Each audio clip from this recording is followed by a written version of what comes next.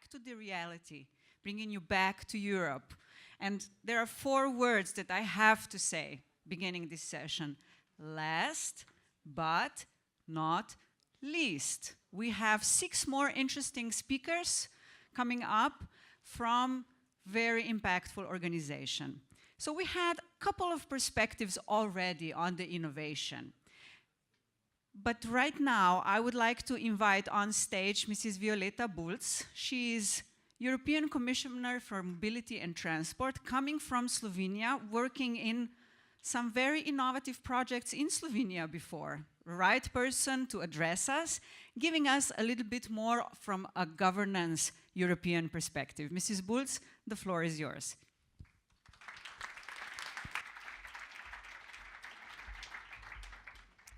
Hello, everyone, and thank you for this really incredible opportunity to be able to share with you a little bit of my thoughts. First of all, what can and cannot be done on an EU level as far as innovation, but mostly just to encourage you not to look at politics and institutions as a different world. EU is reality and EU is music. It has a rhythm, and if you can sense it, you can actually all profit from. And not only that, you can really co-create it. And this will be my really open invitation. EU has been challenged. We are becoming more and more aware what the problems are. But the solution is among us. And I really seriously mean that. Which means that innovation is not only on a technology level. Innovation is not only on business level, where we see it happening every day and we have to deal with it. Innovation is not only on social level, but we do have to dare to innovate in structures. We do have to dare to bring in politics, in all the institutions, a fresh wind, which will address the challenges that we were able to identify, and of course start to engage people that we can together address them. And I'm not just speaking out of the blue. This is not just a politician talking, because I'm trying to practice innovation daily.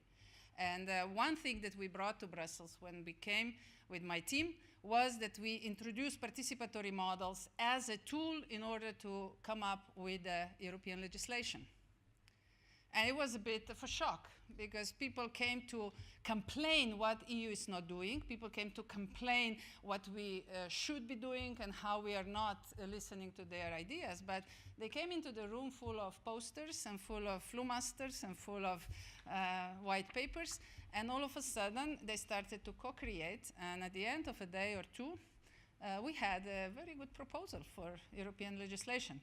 And that's how the whole aviation package came about. That's how the whole mobility package came about. And we tried also to do some improvements in the packages that we inherited. And I can tell you that it works. It really works.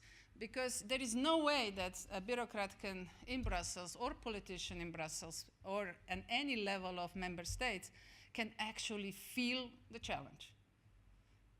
No way. Because we are not part of it. We can see it, but we don't feel it. So we need this level of participation and engagement in innovative cycles in order to come up with the really sustainable solutions that we all need. So please, don't be shy. Don't look at the politicians and public structures as something alien and something that cannot be touched, but you can only complain about. You are part of that. I mean, the only way that we can justify our existence is that we serve you.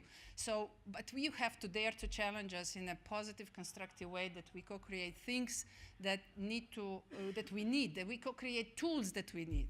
Imagine just how much innovation we had to show on an EU level when we were challenged first by economical crisis. I mean, we didn't have euro before. We had to come up with it. We didn't have Eurozone, or we didn't have monetary union. We had to create it because there was an identified challenge that needed to be addressed. We didn't have energy union before. We had to create energy union when we realized that there has to be a better approach to energy to energy supply and demand in EU. So all that is new. We didn't have one European standard for railways. ERTMS we had to create from scratch in order to allow the railways to start playing the role in European podium to contribute to the efficiency and to contribute to the competitiveness of EU. 13,000 European rules we replaced with less than 400 EU-based rules. Imagine that. Can we do that without innovative thinking and innovative approach? No way. So whatever bothers us, it's an opportunity that we change. The reason why I ended up in politics is because I was really bothered with the way how my money, tax money was used. And you have to deal with consequences as well, so be ready for the results that come out of it. But this was a very clear invitation, of course, to follow also what has already emerged. And in the level of innovation in EU, we have a so-called 3 O's, which my colleague Commissioner Moedas is a big advocate and the promoter of it, and of course all other portfolios that have innovation in the core strategic orientations, which is almost everyone, we really follow these 3 O's, which is first, open innovation. And now we are even strongly supporting this, becoming sensitive, especially in the new financial period, 2026, that we are now getting ready for. We will be very sensitive for in which phase of innovation cycle different project calls will be promoted, which means that the innovative ideas who are only in the early stage of development will be financed with different financial mechanisms than ideas that are already mature. Yeah? Now it was all together, and we realized that there is additional sensitivity absolutely necessary. So you can expect a lot of innovation in open innovation in Europe. We are very much promoting this open space so that we share, and the power of Europe is the shared diversity. And you know, whoever is involved really in innovation, that without diversity, there is no innovation. And innovation always happens where 2 things somehow try to come together or create a new opportunity, a new field. That's all. New industries have emerged that way, new business models have emerged that way. So this is really the power of diversity, and that's why I have such a big hope, and I'm such a strong promoter of EU, because this is the most diversified market in the world. And we are yet to develop business models to capitalize on it, in innovative processes to capitalize on it. We were so shy about this diversity, looking at it as a disadvantage, but in fact it's our biggest advantage. That's why I say, as I said before in a previous panel, EU is a platform that allows diversity to meet and to find the highest common denominator, and then really compete with that. So the second O is open science. We are now restructuring, and you already see in 2018-2020 Horizon 2020 tool that this open science is now really already testing its sensitivity and trying to then really get ready for the new MFF, new financial mechanism. So be open for that too. Open science is certainly the orientation for EU. And the third, of course, very important was in open world. EU is, in spite of all the challenges, and maybe because of the opportunity for new global order, we are very much opening our research and innovation and research and development projects to out of Europe participants. And we've had in the past already successful projects, but this is becoming now one of the key strategies. So open innovation, open science, and open world. So I hope you will be able to capitalize on that. And of course, there is always a motivation that we remain the strongest engaging power on the global scale, being at this point the strongest economy and the most open and the most diversified economy and social framework in the world. So pay attention to that. pay attention to some of the strategic position papers that are really explaining that well. Send back comments if you don't understand them, and help us to clear the bureaucrat jargon out of it and to be really concrete and to be understandable also to the broader population. And at the end, I would like to bring a bit of attention with this kind of spirit also to my portfolio. Because I do believe it's one of the most dynamic and most interesting portfolios, because the changes in mobility we will see by 2030 and by 2050, we cannot even imagine. I can feel them, but it's almost impossible to draw a picture at this point. But we know that through digitalization, which usually empowers innovation and gives it a new dimension, we will see a new world in the sense of mobility. Multimodality will certainly be one of the strongest themes.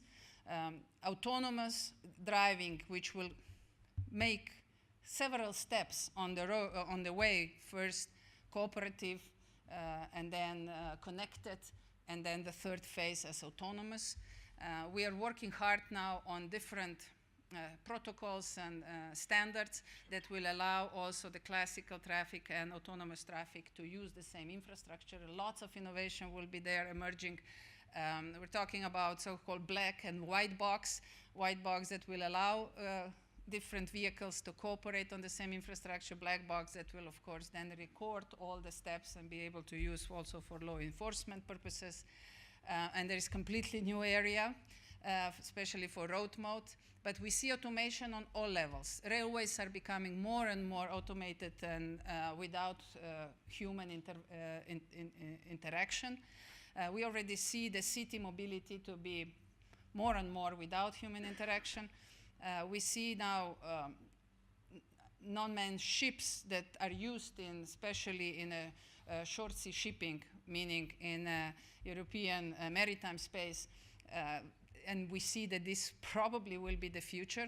So more and more IT will be needed in order to manage well, in order to control well, we will be using blockchains more and more in order to bring systems together and ensure that the processes we agree are also supported by digital solutions, technologies like blockchains are, in order to bring the efficiency on a higher level and to ensure that our logistic networks are still the most effective ones, and they, of course, bring the competitiveness to every product that is made in EU. So aviation, my God, it's going to be a huge change. By 2019, we will start our projects that will prove or actually test how urban aviation space can be used in mobility. In other words, flying cars, drones. We're going to have the first full-scale legislation ready by the end of this year for inclusion of drones on the EU level into the mobility models. Lots of opportunities for innovation. Technology comes, but business innovation, social innovation has to follow. So don't just stick with the technology, because that's only a tool. Only when it's put in the model, it can really then benefit to the society as a whole and can bring the benefits and value on the long run. So lots of excitement. I could talk to you a lot also about digitalization, but decarbonization and the global leadership that we are building now on this concept, but my head of cabinet is showing me that that's it, that I have to stop, and I always follow the advice of my head of cabinet. So thank you very much for listening, but my core message at the end here is get engaged. Don't stay back. There will be more and more engagement models that you can use, but please create some on your own. We need to feel the power of democracy. Democracy is not capitalism. Democracy is democracy. It's the way how we make decisions. And we need lots of innovation there too. So anybody interested, I will be willing to listen. Thank you.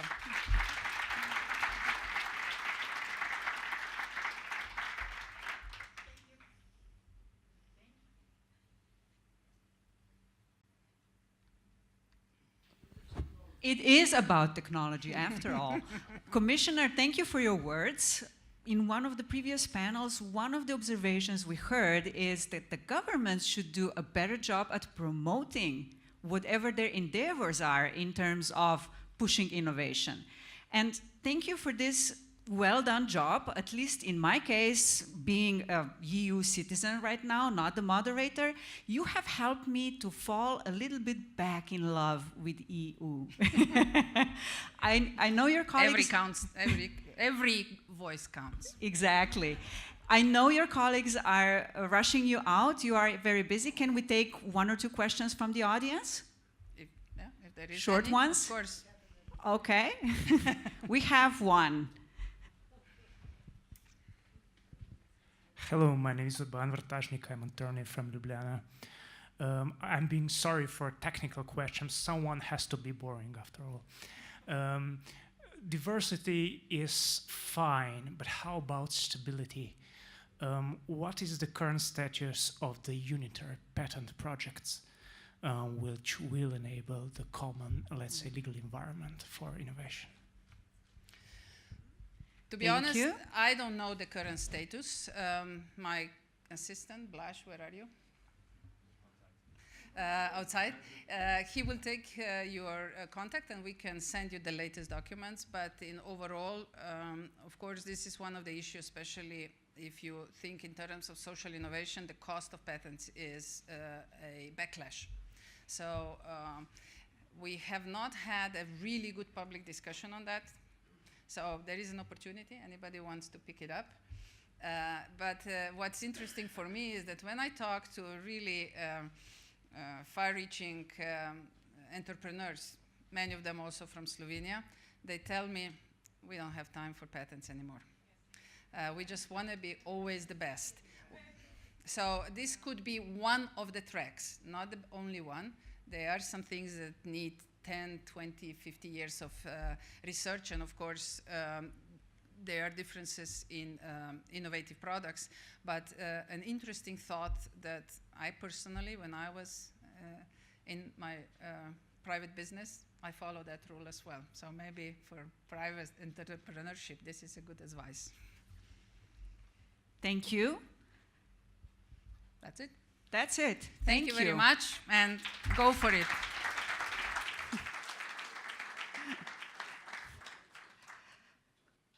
Hearing this governance perspective, not being less innovative than the one from private sector impactful companies, I am now waiting for my next speakers to help me lighten up this debate. And they are in order, in alphabetical order, not to be unjust to anyone. Mr. Sandi Češko, from Studio Moderna, he is the CEO. Mr. Češko, would you like to take the chair here?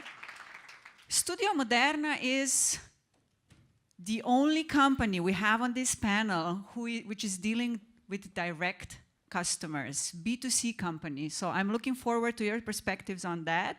Our next speaker is Iskren Krusteff from Bulgaria. Iskren, this is your chair. Iskren must be doing something right for this kind of applause. I have to talk about it later. Iskren is chairman of Global Entrepreneurship Monitor and High Impact Entrepreneur. He's also participant at Young BSF 2017. And Iskren is going to give us a little bit more perspective on human capital. Looking forward to that as well. Thanks for being with us. Our next speaker is Mrs. Medeja Lončar. She is CEO of Siemens Slovenia and head of digital factory in the Adriatic region. Then we have Mr. Juri Sidorovic, coming from Deloitte, one of the biggest consulting companies in the world, if not the biggest. Correct me if I was wrong. Mr. Sidorovic is managing partner and forensic leader for Deloitte's Adriatic region. Last but not least again is Mrs. Rumjana Trenčeva. She is managing director, SAP Southeastern Europe.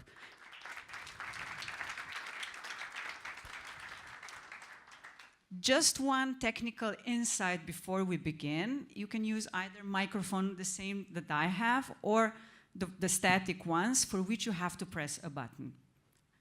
But we will talk about technology more. Okay, that's the one that lights the red. Okay, and I have another technical instruction. When you are done, please press it again so that the red light goes off. My first question is related to Europe's position, because we're talking about opportunities for new breakthroughs in Europe, innovative Europe. My first question is, sometimes reading the data, reading different indexes, following the most innovative companies, that a lot is happening, especially in digitalization in the US, and a lot of it is happening in Asia as well. So my first question is, what do you think, how successful is Europe in competing with these other parts of the world? Do you think we are good enough or can be better, and why do you think so? And I'll just go in the same order as we're sitting. So Mr. Češko. Well, I would say that we are very good at the startup stage, that we have a lot of great and creative people and companies, but we don't have a culture, we don't have a system to scale up those opportunities. So here America is, far advanced from us, and this is why we are, behind, and behind America, not only behind America, also behind Asia. This is the main problem. So I unfortunately, commissioner left, but I cannot share her optimism, especially not about the politicians. And also here we are, behind United States, because at least whatever we talk about President Trump, it's important not what it's daily on the news, but he understood one thing, which is different message that was sent here and by European leaders. His role, he sees politicians and politics and the White House and the government as part of the problem and as not part of solution.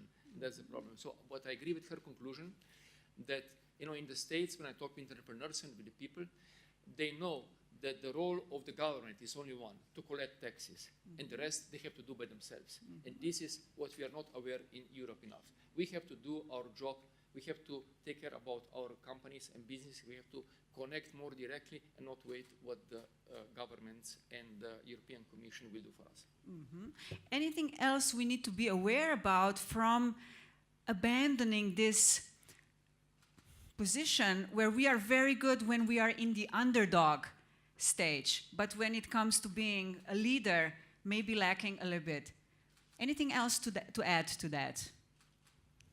We have to step out of this, feudal organization where Germans will work with Germans, Eastern Europe, it's a subcontractor to Western Europe, etc. And this is this mentality which doesn't exist in the States. When I come to the States, the conference, let's say when I come to Europe, they ask me, where are you from? Okay, you're from Eastern Europe. You are one step below. How big is your company? Okay, it's that big. Okay, you are small. What's your position? Okay, I'm CEO, chairman, whatever. You are a little bit higher, but still, you're immediately boxed. In the States, there's only one question. What do you have? If you don't have anything for me, then you're nothing. So in your words, the diversity of this market in cultural sense is a little bit counterproductive for us. Yes, so we have culturally first to overcome these barriers in our heads, and then these creative potentials which are in Europe will be explored much more, working together and without these assumptions, that too often exist in our heads, And that's why America, look, what are the four top companies by the market cap are bigger than all German public, sector, and all are old, let's say 20 years or less. In Europe, you don't have a case, we are still feudal mentality, only old companies control everything. I was lucky to ask you first, because this is a good challenge for our next speaker. Rumjana, what would you like to add to that? So we have, first, is Europe catching up? Why do you think so? And maybe answer a little bit on Mr. Češko's challenge. I would like to actually build on what he was saying and what the commissioner was saying. And I think the very strong message that she has was that we are shy. I learned just before I came on stage that actually Studio Moderna is in the advisory board of Microsoft. Did you know this fact? This is a small Slovenian company out of 40 something, which is advising and giving advices, you know, to a company, a corporation like Microsoft. Did you know that actually one of the most innovative projects in public administration for tax and revenue collection is in Slovenia? Do you know that your company, your public entity called FURS is perceived as one of the most innovative institutions for tax collection? Yeah, he's laughing. Oh, I'm sorry. You know, the two sides of the technology. But the truth is that you don't know this fact, ladies. You know. So good, because I, as a person who is coming from a neighboring country, I'm proud with the achievement a public company can show. And 1 month ago, the colleagues from Germany, tax authorities, came to Slovenia to see and understand. Do you know that actually the technology which is used in Slovenia today is practically exactly what the commissioner was talking about: open source, open infrastructure. This is a project which was started in Slovenia, ladies and gentlemen, 7 years ago. It is putting in the center the customer, it is putting in the center the citizen. You are controlling, you are transforming government by collecting the data, by downloading the application, by sending the image. In real time, 2,000 transactions in seconds are performed thanks to a technology developed by a big company. But the most important thing is, do we know who we are and from where we come and what is in front of us? Very much of what the commissioner was saying. Lack of confidence and shyness is not helping us at all. But above all, everything is changing and all the paradigms are changing. And let's be open.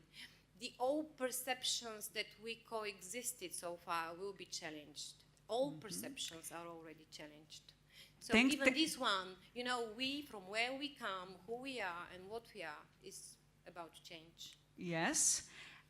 I had many expectations for this panel. The one promoting Slovenian public institutions was not one of them. But tell us, please, when you are mentioning, thank you. When you are talking about breakthroughs happening in these public institutions, and you are familiar with that, what do you think were the elements, or what do you think were the prerequisites for this to happen in Slovenian public institutions? The answer is simple, and this is the competitive edge of Slovenia, of every single country in the region, because I'm very proud with this region.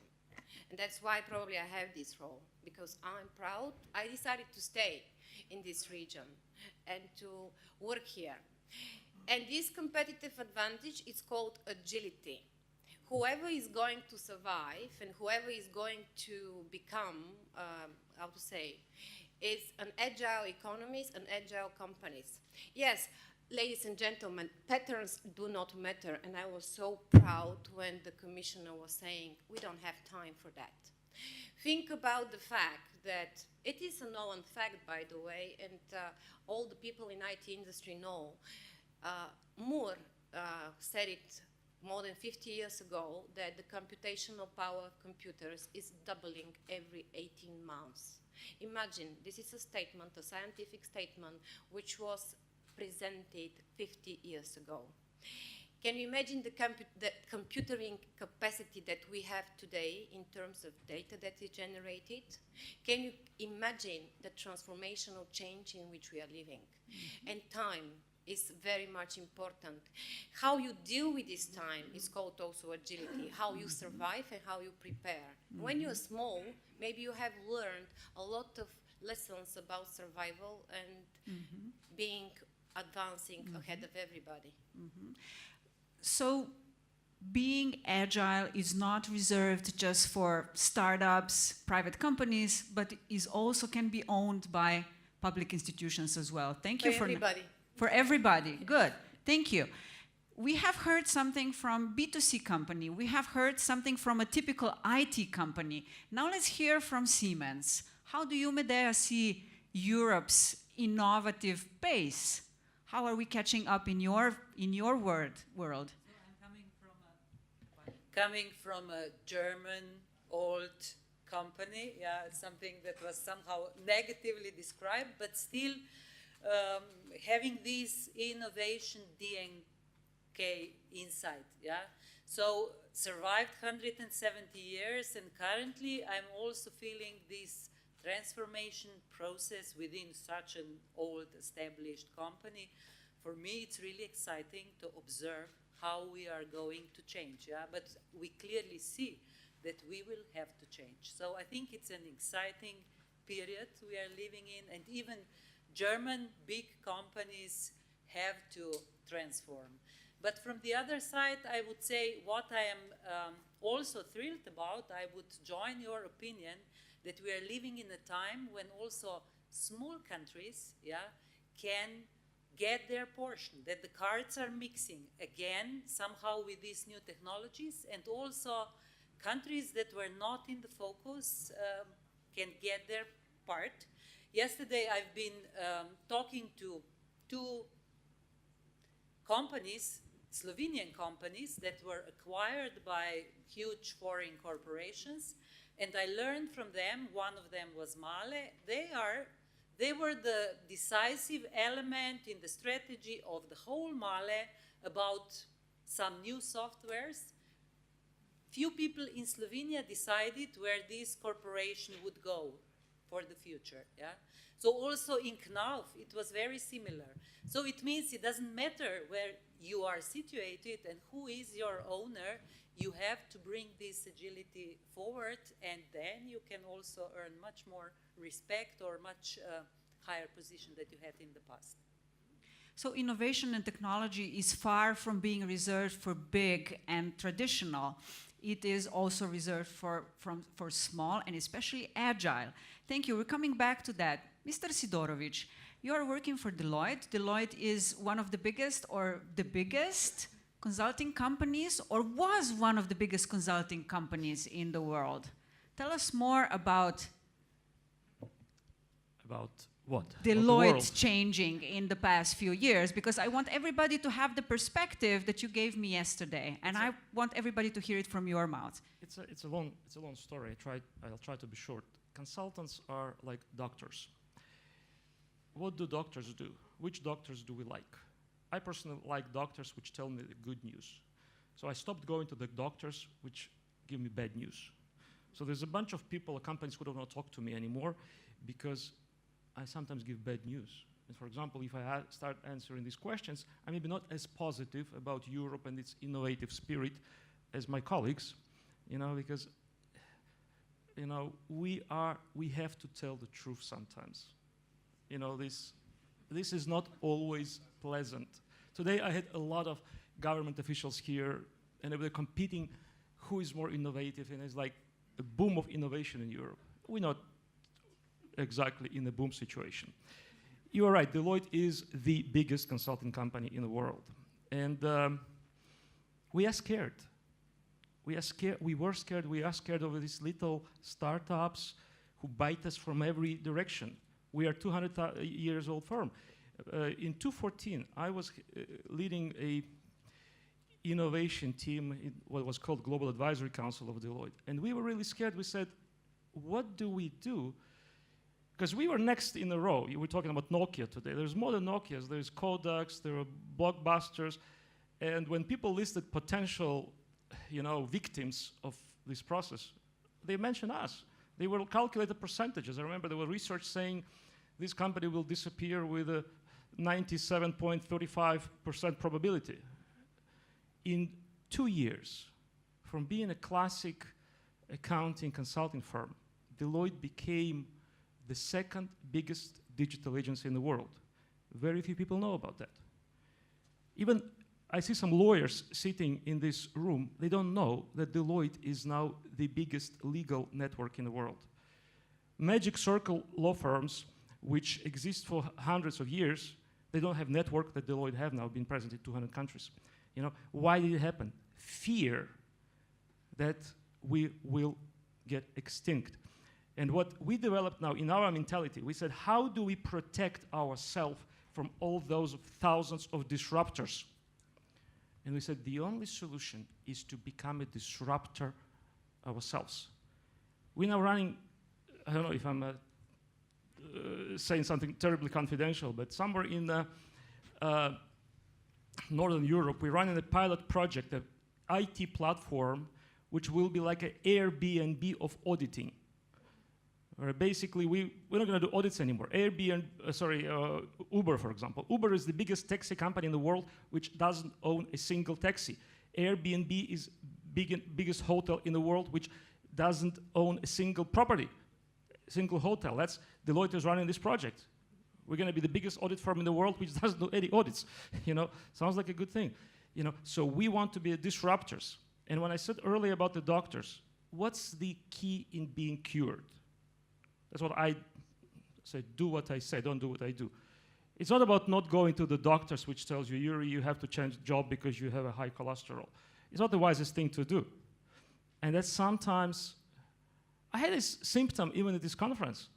Then he said, no, we're the greatest. In Europe, we are so innovative, we're gonna kick everybody's ass because we are really, no, my friends. You have to understand you have a problem. You are the richest region in the world of that size. You have a nice life and an aging population. My friends, these are not prerequisites from being terribly innovative. Okay, you know? Stop right there. Stop right there. We will come back to that. Before I give my word to Iskren, just an observation. Does this negative and optimistic point of view has anything to do with the gender here? Two ladies being very optimistic and two gentlemen giving us quite the opposite point of view. But that's no, this is very European. Okay, very good. Very European. Iskren is coming from Bulgaria as well. Iskren, from the perspective of Global Entrepreneurship Monitor, and dealing a little bit more with human capital, with education, how would you answer this question? How fast, how successful is Europe catching up? And now you are here, you are turning, you have a big stake. Well, the beauty about GEM is that I can answer for about 111 economies, not just the ones in Europe. However, let's just make a comparison between two countries. Well, European Union considered as a country and the US, for example. Well, the European Union is a brand new thing compared with the US. I consider the EU as startup, as any new company. It's developing. It's developing because we have various cultures, completely different policies, completely different fears of failure in all the countries within Europe. We have different levels of education, etc. Every single thing we're talking about is different. Now, it's hard to compare when it's like this. What's easy, though, is to see the trends. The aging population.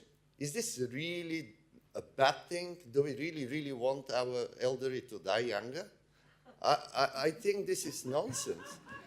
I personally think that this is the best opportunity of a lifetime, even for Deloitte and companies which actually adding value to this planet. Why? Well, a 65-year-old person, male or female, has had a very, very interesting life already. They're healthy due to technology. You can track how healthy they will be in the next 25 years due to technology. Well, if I was an investor, I would really want to know that so I can invest in this, how can I call them, the gray capital. You know, all these people with skill Because at the end of the day, when you throw money at startups, you don't really know whether they have the skill set and they know how to manage that money. So Europe has a lot to learn. Now define elderly so that I can see which group I'm falling into. What's elderly? Well, let me answer this way. What's a young person? We heard the question today. Well, I participated in the Young Bled Strategic Forum. And how old are you? I'm young. So come on, look how obvious it is. But why does that perception change? Because I am not going to die at 50 or 60 or 70, and probably not 80 or 90. I will highly likely live for at least 115 years. Well, depending on the infrastructure in Europe. In Europe or elsewhere? Yeah, it depends where I live. So. Okay, let's go back to a word that we heard before. It was about doctors and fear. And I want to know right now, how is the fact that institutions in Europe are protecting us so much, how is this affecting our agility? And Rumiana was the first one to bring this word out, so. I will be a little bit, how to say, challenging. Change is happening with or without institutions, because I already started to explain pure science of physics, what is happening nowadays. Mm-hmm. The most important criteria here in this process of what is happening and our role in this process, that change is a fact, is something very important that the colleagues already started. And I really like the example with elderly people, experience and etc. It doesn't matter how much computational power we have. It doesn't matter how many, imagine the cost of a chip today is unimaginable. Technology and computers will somehow even disappear, like electricity and water. They will be the fabrics of our life. They will be interwoven in our whole existence. And this is not far future that I'm talking about. But one thing which I had a joke yesterday and discussed with my colleague that is going to remain the same way it is done is software. It will require, again, human brain. Is it 50 years or 60 years or 100 years, it doesn't matter. But again, somebody, for this transformational process to happen, need to see it again with a paper, maybe even with a pen, or in with his laptop, old laptop, and to try to imagine stuff. So the whole challenges are happening on the personal level with our capacity to challenge the situation and to reimagine things. That's why the colleagues from Deloitte are trying to reimagine their business, because it is happening everywhere, but we are pushed for this reimagination because of the coexistence of a new power which is called information nowadays. Okay, multinationals are a little bit different in this respect than companies that are more situated in Europe. Mr. Češko, how do you see this? How is agility affected in Europe by a large regulatory environment that we have, which is sometimes doing a great deal of good, but sometimes being overprotective, maybe hindering us from the fear and from the hunger and from curiosity? I completely agree with what you said, and just like to make one comment. I have nothing against big companies, big corporations. I'm just saying, they have their role. They're very important, extremely in every society. But the difference between, American culture and European cultures in one element. Let's say when I visit a huge corporation, 10+ billion retailer in the States, and I met with CEO, and he said to me, "Oh, I'm proud that I met you." I was thinking the guy is making joke of me.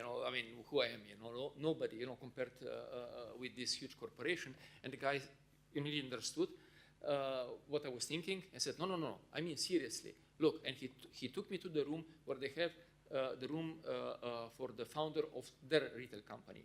And he said, look, you see, this guy established this company, 100 years ago. And if he wouldn't do this, I didn't have a job here. Yeah. Okay? And this attitude, in Europe, entrepreneur compared to corporation is nobody. And where will pay Europe now the price of this? You see what's happening? Because you said this, the software is becoming the most important. Now, the German, let's say, industry, let's say automotive industry, which is the most important icon for Germany, what is going to happen now in 10 years' time or earlier? What you said, which trend is now going on? Now, all the margins are kept by the OEMs, top OEMs. Now, what's going to change? They happen the same as in computer industry, let's say 25 years ago. I started in computer industry. The computers imported with Sonia, it was the cost of the box was $15,000 and the cost of software was zero. You see, today it's opposite.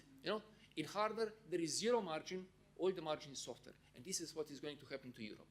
So we'll be just subcontractors for American servers, American servers. Now at Studio Moderna. and this is what's going to happen. So about institutions, about all this, they're dead. Okay? They're dead. Okay, but let's talk about concrete things right now. You have a wide perspective on that, knowing different cultural environments and also the cultural implications that has for us. But what are you doing at Studio Moderna to increase or to support this agility that is so necessary for us to compete and be successful? Well, what we have done, it was 20 years ago. So let's say I have a few minutes to explain just the philosophy and why we are also in the Microsoft Advisory Board. So I have decided to compete with Western companies in two ways. One was I insourced all the services in Eastern Europe and not outsourced, because the services that were available in the market 20 years ago would not be able to deliver the quality of service that I wanted. So this was my advantage. Let's say call centers, warehouses, they didn't exist on the level of quality that was needed if you wanted to provide Western standard of service to customer. A second thing that I have done was decentralization of the company, because I knew that the markets, Poland, Slovenia, are different, and I said we'll be more efficient by decentralization. When I did decentralization, when we had about 8 to 10 markets, I understood why corporations were centralized, because the chaos started to happen. And then I wanted to go back to centralization, but my CEO said, Sandi, but if we digitalize all the business processes, then we will know exactly who made some mistake, who was wrong, who was right, etc. We'll be able to allocate. So this Orwellian, fiction, and to control everybody. Then we did this. We are able to do this by our own applications in 2 years' time. And then what we have realized, that the power is not in control. Power is actually in sharing. So we are able to share the information with the front line. Today, Studio Moderna is managed by 1,500 people who have access for 20 years with the simplicity of the iPhone to the information. Nobody goes to accounting department. Nobody goes to IT department to make a report for 20 years. So when American investors invest in Studio Moderna, they said they didn't invest because of me, but invest because they haven't seen such a powerful and qualified middle management. And middle management was because they have this. So what I'm doing next? So next is, look, all the barriers are falling down. We are opening the company so they're not managed by 1,500 people. We have customer advisory boards. So who is part of our R&D? Our customers, because we open the doors to them. And they are telling us they are critical to what we are doing wrong and what we are doing right. The next stage is what? I don't know one European company that's making this step, holacracy. It's companies without management, without hierarchical structures. American companies are bleeding today, implementing holacracy. But they know, they have to go this way because the structures are rigid. This is what we are thinking, here, to do as next step. And then the next level is integration responsibility. We can talk about this later, of the company environment. My strong belief is today everything can be produced by anyone. I can produce airplanes tomorrow if I would have a customer. It's no problem. Yes. It will be what will be the social responsibility, social recognition of the company and the environment. This will be key, or you'll be absolute. Okay, so I heard 4 things here. First one is decentralization, sharing, being open, and social responsibility. We'll pick up on that. And I know, Medeja, when we are talking about this, I hear similar words for you. Can you elaborate a little bit on that from Siemens' perspective? How is Siemens opening up? And how is it possible for more and more players to take part?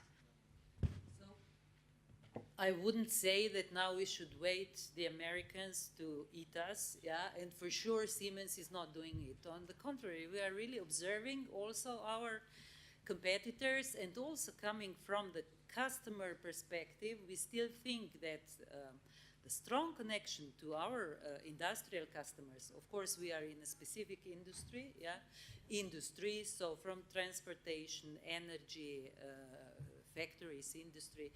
So we do believe the know-how that we have and that was developed during 170 years, it's still the huge value also of many European companies, and currently we are seeing one of our American competitors really struggling with this part of the whole story.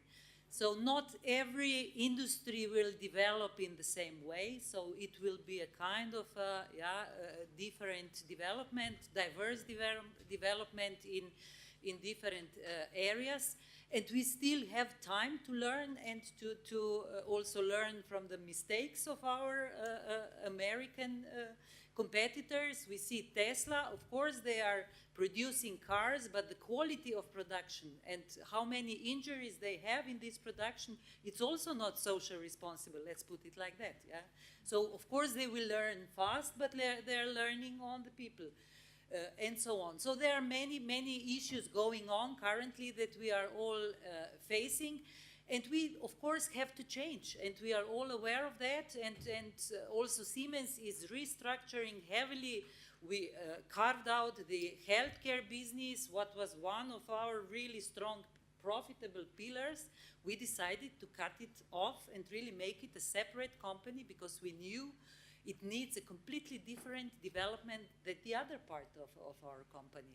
So we are not integrating, as SAP says, we are not integrating all the IT companies that we bought, not to really somehow kill them with our mentality, our culture in the first run, and so on. So also making joint ventures. So currently we don't know how Siemens will look like within 2 years. And the management is really very strict about it. So we see a very consequent change management process. And I do believe this is the only way how Europe also has to react to all the changes that are happening in the world. Mr. Sidorovic, after the diagnosis, so we're about to have a very tough illness. What needed to happen in Deloitte for it to transform so quickly from one company to being a digital marketing agency to being the biggest law firm? Tell us about that change that happened in Deloitte. What I've seen in our company and in many clients, I think the leadership is very, very important. If you think about innovative companies, if you think about Studio Moderna wouldn't be what it is without Sandi Češko. He can talk for hours about his middle-level management, but the CEO is the top. Startups all start with the founders. And I think what happened with us, our top management, despite of the age, by the way, they realized we got to do something different.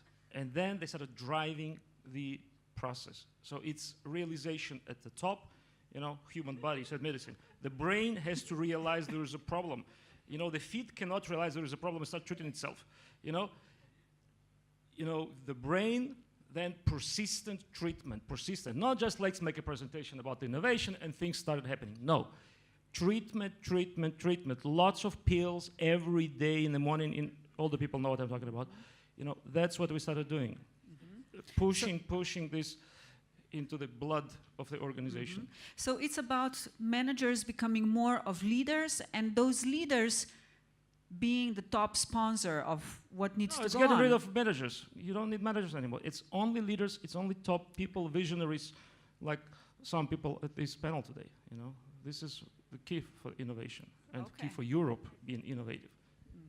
We have talked about technologies a lot today, but we haven't talked, and we have talked about the culture a lot. Here is where people come in. And Iskren, when we were talking, you said human capital. Elaborate on that from the perspective that we have just heard. How can people help companies endure that change, resist, not resist that change, or how can they ruin it for the organization? You know, I raised over 287 startups recently. How many are still alive? That's where I'm getting. You just gave an example with CEOs and the leaders and the visionaries. I am a visionary, and I couldn't love what you said more. I absolutely love it. But 95+% of startups fail, simply fooled by formulas of, oh, if you have the best leaders, you will succeed. Oh, if you have the best team, you will succeed. If you have an idea, you will succeed. If you find the money. Now, at the end of the day, it is really about human capital. It's really about skill set. It's really about determination, persistence, actually quite a lot. Yes, leaders are important. Yeah, they're cool. They're nice. How would you recognize I'm a leader? Yeah? There we go. Do I look like a leader? Yeah? What else do I look like? Iskren, we would have said no, but we don't have the courage to do so. But what's a leader? A leader is a crazy person until two other people follow them. That's it. Human capital is important because of their skill set. Human capital is important because of their networks, because of their ability to actually judge a situation. And especially in Europe, when you look at a small country and you start complaining, well, we are not exporting. Of course you're not. You don't have the culture yet. You're a very new nation as a united union. So it's absolutely normal when you start analyzing it. And I wouldn't, however, stop here and say, relax, don't worry, we'll be okay.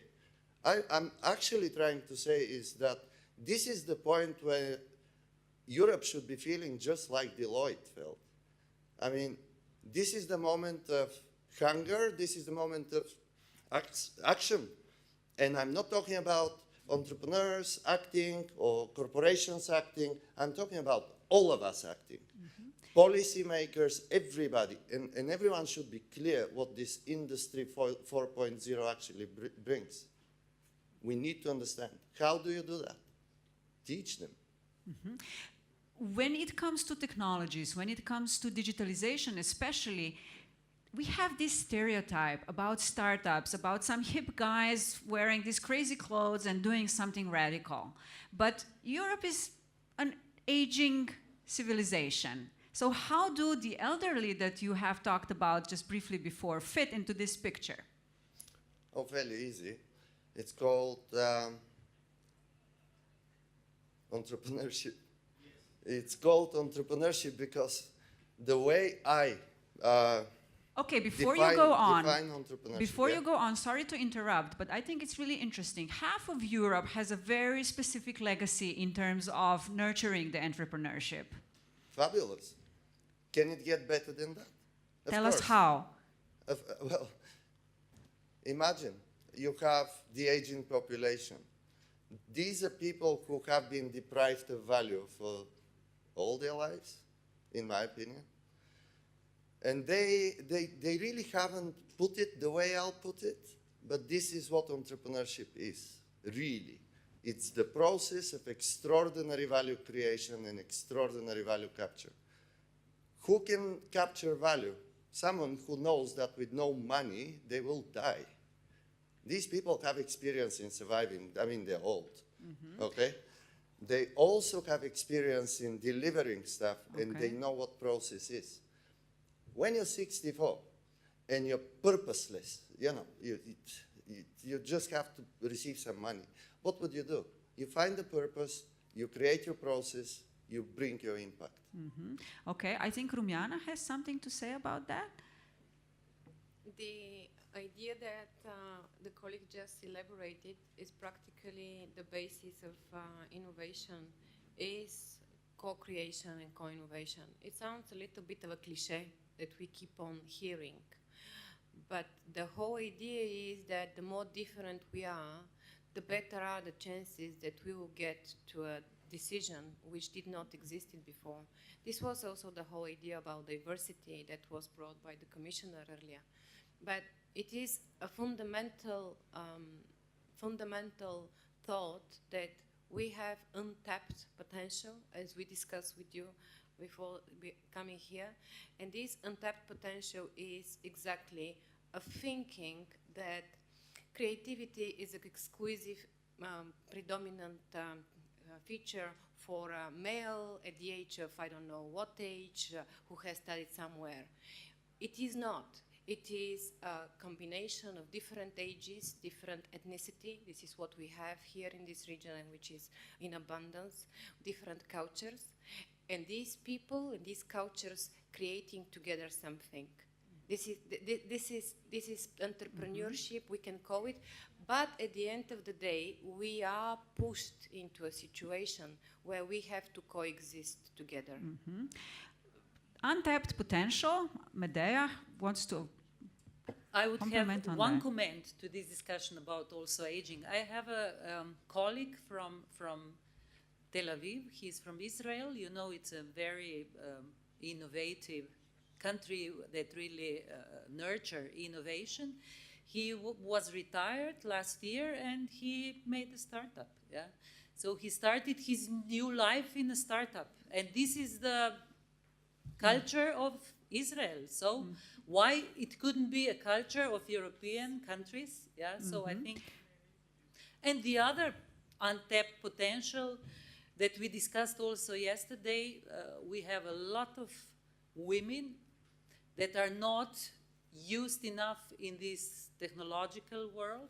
So we are discussing that we lack people with technical skills and so on, and still only 8% of women are part of this job. So it's a huge untapped potential that we can also use, and I believe there is a lot of creativity also in the new coming industries in that field. Yeah. Being open, attracting different gender as well. Yeah. Okay, untapped potential should be the guiding word for Yuri now. Where does Europe have untapped potential to make a breakthrough? Being this bad doctor, let me spoil the excitement of this discussion again. You know, I don't know if you heard the previous presentation about the turning the Maslow pyramid upside down. So basically forget about the basic needs, start being excited about innovation and just living in the sky with all sorts of good feelings, being an innovator. It's easier said than done. This pyramid is pretty heavy to turn upside down. You know, we talk about global things. Let me be very patriotic here, very localized. I think local. Slovenia. We all here, beautiful place. We are reasonably, relatively very innovative country because we have a culture of small companies here, you know. So all statistics say that Slovenia is more innovative than many places in the world. Why is that? Is it because of the nice nature? Or is it because the government is doing a terribly great job? Today I heard a lot about governments in Europe and the commissioner and ministers being so innovative. But let's be honest. Do you really care how innovative they are and how digitalized they are in collecting my taxpayers' money? I don't think so. But if I look at these great innovators Slovenia has, they have two things in common. One thing, once they become reasonably successful, they're looking forward at moving their head office out of this friendly country and a government who's doing a lot for innovation. Second thing they have is, you know, they've achieved all this without any support. You know, these innovative governments which committed to open change or whatever, you know, they're just sitting and watching. Why are these guys still here? I mean, despite of the fact we have no incentives, no tax incentive. Our R&D incentive is a joke.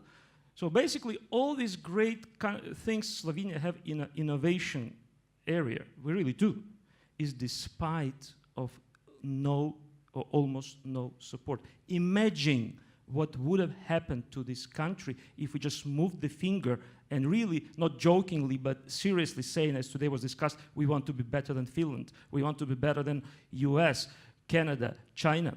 I've recently had an example of Saudi Arabia. These guys find a scientist who has some edge of some research and say, we want this guy in our country. They move him, they give him a lot of money, give him a nice house at the coast, say, whatever you want, no taxes, 0 taxes, just do these things so we have this technology. Imagine something like this happening in Slovenia or elsewhere in Europe. Okay. That's the untapped potential that That's the the government... potential. If we just start actively doing, not just innovating on how to collect tolls on the roads on taxpayers' money, but how we can innovatively help great, intelligent people. Every day I open this, lots of genius potential in Slovenia. How to help them prosper, stay in this country, be visible, not dream about selling their company and maybe then invest in a house in the Bled, for example. You know? Yeah, okay. Mr. I'm sorry. I know the 16 most innovative companies in Slovenia. They have all headquarters in Slovenia. So I don't agree with you, you know. Okay. The debates, the good debates are those where players don't agree. So I'm really happy for your different views on this, because wherever we agree, then it's comfortable and nice, and that's where no innovations come up. Can I make again a comment? Okay. There is one government, and a colleague showed me a presentation of this government. I don't know, I was not in the panels here. Estonia, you heard about Estonia? And the creation of the electronic identity, electronic citizenships. Don't worry, we all will be citizens of Estonia. We will be enjoying our mountains, our sea, and our beautiful nature, and we will have a very interesting life. I think that the discussions when we start to say things are not good and the government is not allowing us to innovate are very analog ways of thinking. We need to understand that everything that we need and is in us, and it's a question of mindset and really changing the way we do things. Things change the moment we change. I think that we as citizens throughout this whole region have not changed. That's why these institutions are just what we deserve as institutions. Okay. Sorry. Okay, good. Thank you. Another view on that, I think a very fresh and unique one. Before, we have touched upon the culture, and culture also brings us a little bit to society. So, Mr. Češko, how are those two spheres connected, and how the company can be a connector between business and society? How is Studio Moderna connector in that? How do you innovate in this field? Thank you. Just 2 comments before. So, Medeja, I don't think that American companies will eat European companies. That's not the point. The point is that the value will shift, from those who are making great products to those who are managing, as you said, data. And this is, where we'll become actually, just the producers of boxes, computers, where we know what are the margins, instead of getting the cream, which is in those who will be owning and managing data. And here we miss the train. The second one, this discussion about now countries. This is, look, old paradigm.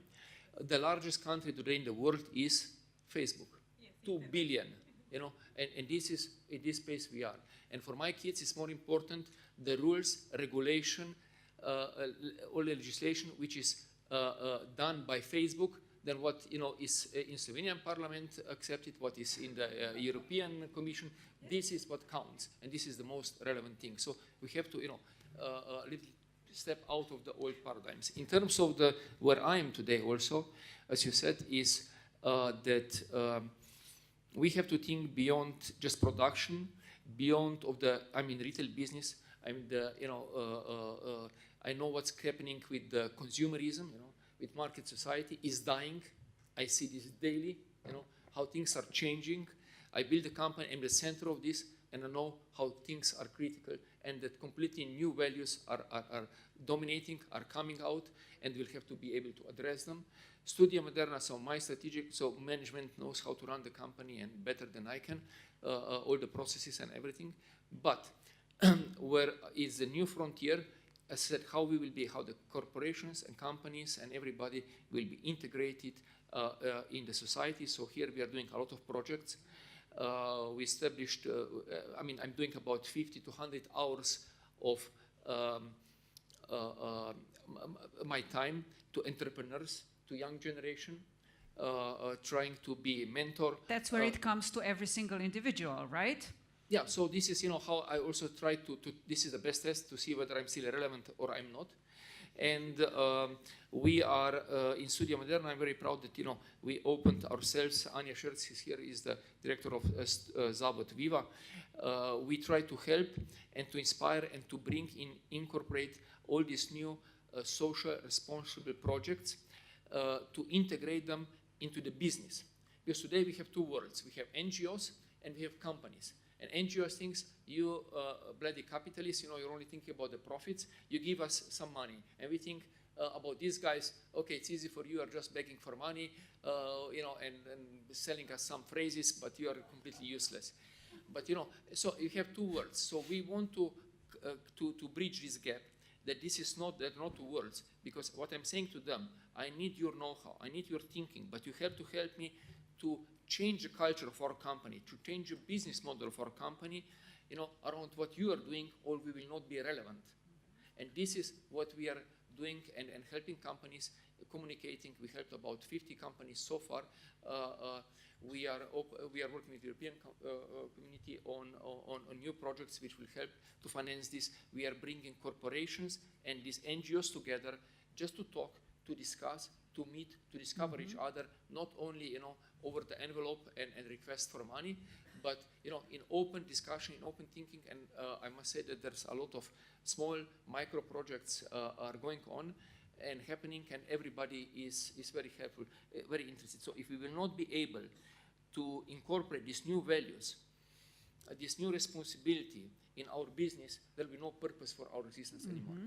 So it's about engagement, it's also about the purpose. And I think this is, again, a good starting point for something that Iskren is developing with his colleagues at Young BSF. Can you tell us a little bit more, Iskren, about the manifesto?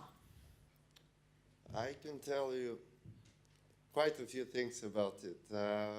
I'm very interested. How many of you have visited 30 countries? Oh, that's a good number of people. Well, a few days ago, I was one of the people who came from 30 countries to create this manifesto. You have the manifesto, some of you at least, on your chairs.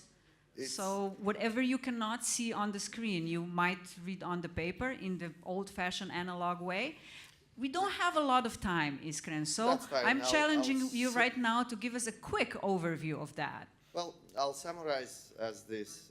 There are many, many challenges. However, like how the Secretary General Peter Grech said on the opening of this event, he said that whatever we deliver, we don't deliver that value just for you, we deliver it for us as well. So what we decided is we're going to unite around everything that we see as a challenge. We will work on a solution and we will propose an actionable and implementable solution. Now, the actual challenge I have is to see how many of you, the people present here, will be interested in supporting a document like this.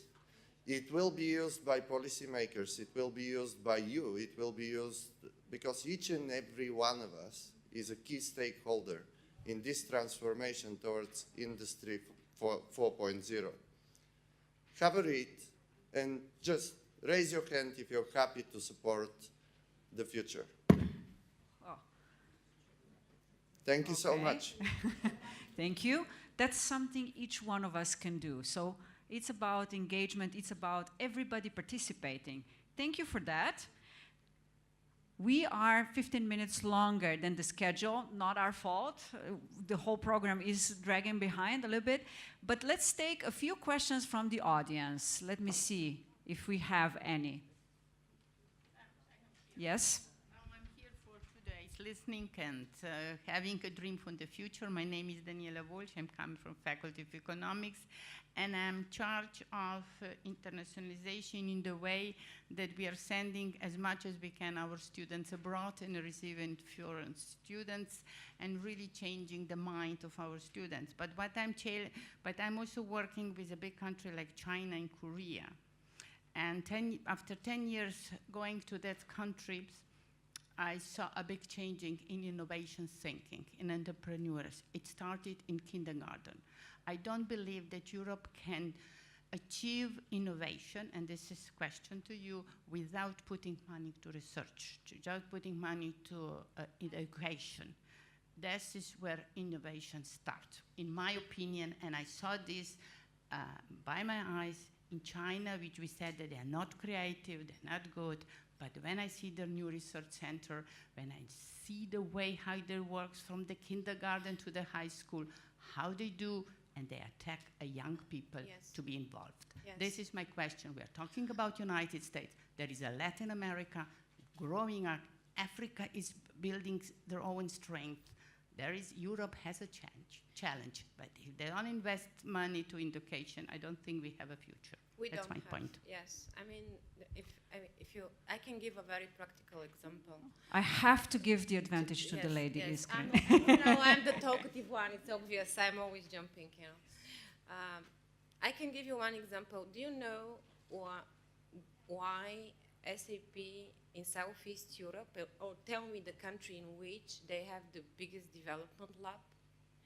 Do you know that the core technology of SAP is developed in my home country? We have 750 software developers. But do you know why?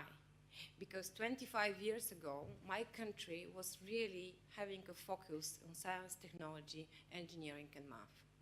Do you know where is my country today in science, technology, engineering, and math, in education? Exactly where it was 25 years ago. I don't believe that my country will have such an investment in the future. But the core SAP technology, the last 15 years, was developed in Bulgaria, in Europe. You don't know this, but it's there. This is because of the huge investments which were done maybe by mistake or by some rationale in some Soviet Union structure for this country. This is our biggest curse. But I think the biggest change is starting when on strategic forums like Bled, every single commissioner is talking about innovation. And I'm happy that they are so optimistic and at least they're talking. The change will start the moment we put the focus on innovation and understand that at the end of this innovation is the brain. It is how we nurture the brain, which is related much about art, about nature, about being who we are. So it is about education, a very coexisting. Okay. Thank you, Rumiana. Iskren, last couple of words? I'll be really, really brief. I absolutely agree with Rumiana. Without education, nothing will continue. However, let me bring China back into the picture. Out of the 1.5 billion people in the past 30 years, every single family had a law imposed on them, the one-child policy law. So imagine the children 35 years later of all these parents. They're single children, no brothers, no siblings, no sisters. So how many people contributed to the raising of such a child? Many. At least 4 grandparents, 2 parents, etc. They got their children an opportunity to go everywhere, to learn the culture that we're talking about, to improve their skill set, to put it at a level which is actually valuable for them. Within the past few years, they raised their GDP from, sorry, not GDP, they raised their middle class from 6 to 10%, extremely fast. Now, you don't achieve that with no education. I am saying, however, that in Europe we have a decline of babies. We need more young people. And we need to be able to sustain these children. I wish I can see more families with 3+ kids as a minimum, who are absolutely, for whom it's super easy to raise them and through university and even get PhDs. Then we will see a shift. Only then, when they bring it. But it's up to us to ensure that we can deliver. Thank you, Iskren. We were in the first session today. There was a question, draw the innovation that changed your life most in the last 70 years. And one person drew, is Andrei here? Contraceptive pill. Let's turn it around. We have heard many good thoughts today. I am really grateful for your contradicting thoughts as well, because they made the debate vibrant and productive as well. I hope it was also inspiring for you, the audience. We are 20 minutes late. I suggest if anybody has any questions, I'm sure our speakers will be around here for a couple of more minutes, and then you can ask. Otherwise, I wish you lots of innovations. Think about what you can do today. Some of the things for yourself, or some of the things maybe affecting other people. Thanks for being here for the entire Bled Strategic Forum, and have a great day. Thank you.